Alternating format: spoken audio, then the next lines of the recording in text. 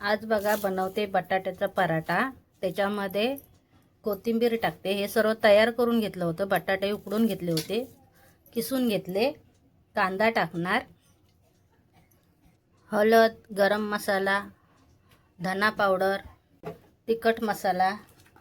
जरा तिखट जास्त टाकलं की छान लागतो। चवीनुसार मीठ।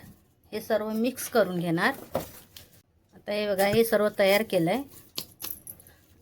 आता थोडं गव्हाचं पीठ मळणार।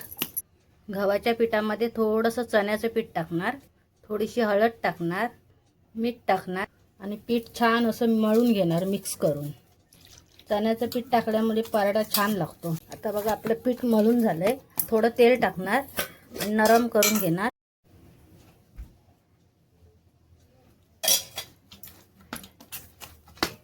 आता पीठ बघा आपलं नरम असं मळून झालंय।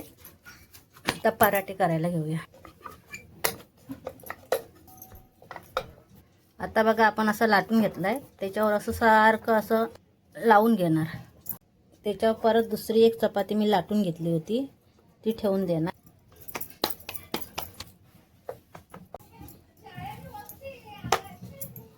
आता बघा आपला तवा गरम झालाय। त्याच्यावर आपण ही अशी टाकून घेणार। आता बघा कशी व्यवस्थित अशी खालून शेकून आले। साईडनी थोडं थोडं तेल सोडणार, जे छान लागते थोडी। आता बघा ही कशी चारी बाजून व्यवस्थित एकदम शेकून घेतले।